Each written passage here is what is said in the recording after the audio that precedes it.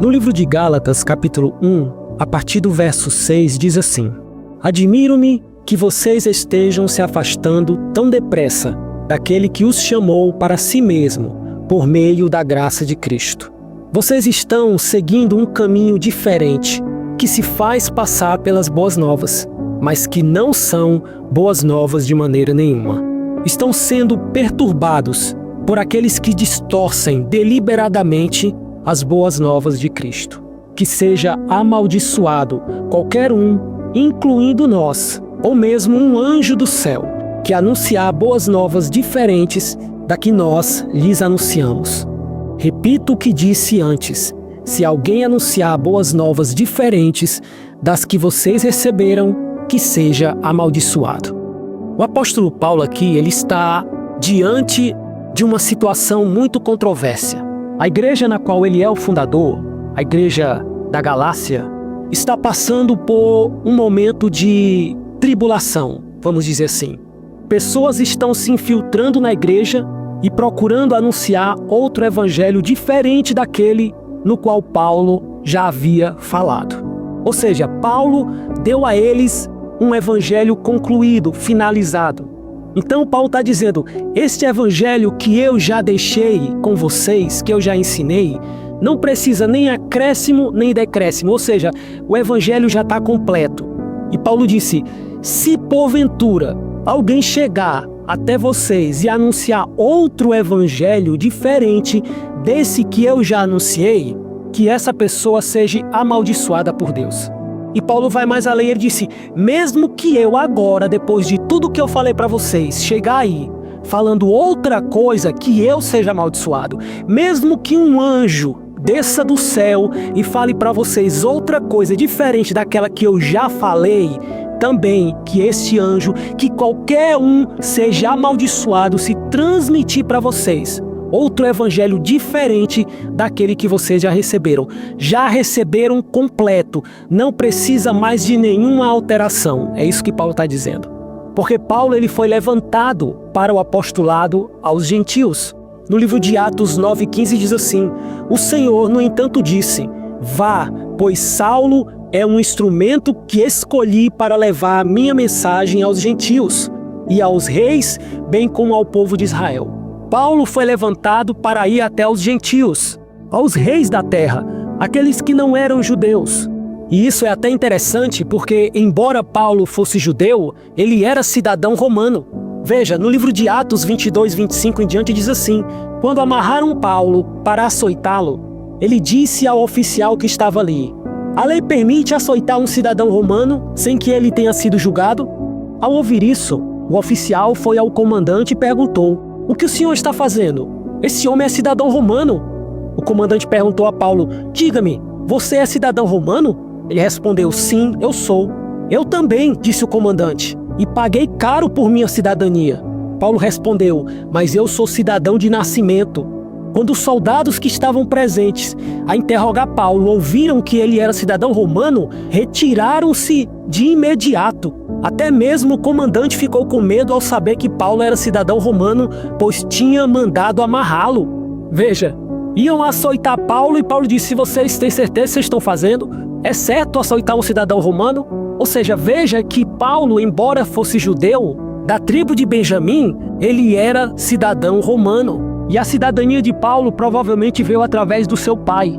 Como Paulo nasceu em Tarso, na Cilícia, ali era uma região romana. Então provavelmente o pai de Paulo era um judeu que se naturalizou romano e, consequentemente, o seu filho era cidadão romano, embora fosse judeu da tribo de Benjamim. Você está entendendo? Ou seja, o que foi que Deus fez quando Deus chamou Paulo? É como se Deus tivesse chamado um ex-alcoólatra para pregar para os alcoólatras. Você está entendendo? Deus não escolheu um judeu que tinha problema com os gentios, como os demais. No livro de Atos dos Apóstolos, capítulo 10, do verso 10 em diante, diz assim: enquanto a refeição era preparada, entrou num êxtase, viu o céu aberto e algo semelhante a um grande lençol ser baixado por suas 4 pontas. No lençol havia toda espécie de animais, répteis e aves. Então uma voz lhe disse: levante-se, Pedro, mate e coma. De modo nenhum, Senhor, respondeu Pedro. Jamais comi alguma coisa que fosse considerada impura e imprópria. Mas a voz falou novamente: não chame de impuro o que Deus purificou. Veja que, diferente de Paulo, Pedro já era muito radical. Deus, sabendo que Pedro iria levar o evangelho a um centurião romano, Deus já estava preparando o caminho. Mostrou ali para ele todo tipo de animal e disse: Pedro, mata e come esses animais. Pedro disse: jamais. Aí tem animal impuro. Eu, como judeu puro, jamais vou tocar nessas coisas, porque a lei proíbe. Aí Deus disse: Pedro, não chame impuro aquilo que Deus purificou. Então, ao escolher Paulo, Deus escolheu alguém que não tinha nenhum problema em ter contato com os gentios, entendeu? E isso é muito interessante porque nos dias atuais nós vemos que o evangelho tem sido modificado. E isso com vários fins, seja financeiro, seja pessoal. É como a palavra de Deus diz, são mestres segundo a sua própria concupiscência.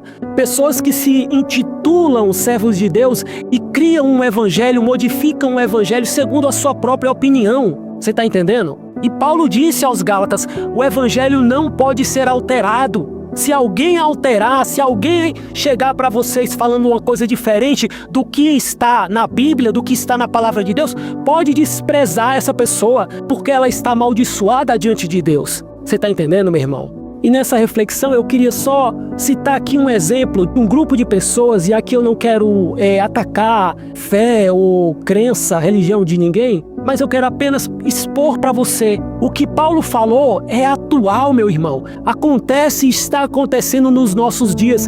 Com certeza você já ouviu falar da Igreja dos Santos dos Últimos Dias, ou a Igreja dos Mormons. Qual é a história dessa igreja? José Smith, que foi o seu criador, em 1820 teve uma visão que Deus, o Pai e Jesus Cristo apareceu a ele e disse que todas as igrejas estavam erradas, todas, que ele não fosse para nenhuma igreja porque todas as igrejas estavam erradas. Anos depois, porque quando ele teve essa visão ele era um garoto, anos depois ele disse ter outra visão e afirmou que um anjo chamado Moroni apareceu a ele e revela a ele a localização de placas de ouro contendo escritos nestas placas. E em 1830, José Smith publica o Livro dos Mormons, que é considerado a escritura adicional à Bíblia.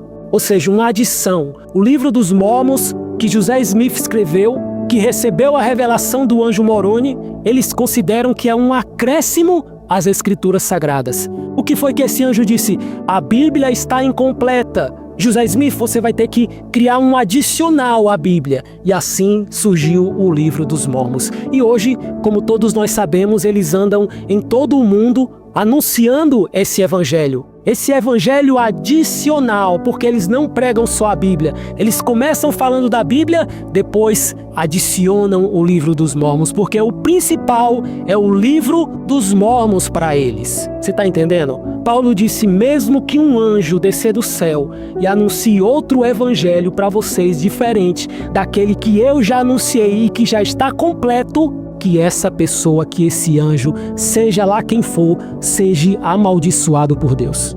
Irmãos, o engano está diante dos nossos olhos. Basta tão somente nós termos conhecimento da palavra de Deus, para que não venhamos a ser enganados. Como a própria palavra de Deus diz, o meu povo padece por falta de conhecimento. Se você não tiver o conhecimento da verdade, como você vai distinguir a mentira? Você está entendendo? Se você não domina, não conhece a cédula verdadeira, você vai ser enganado pela cédula falsa.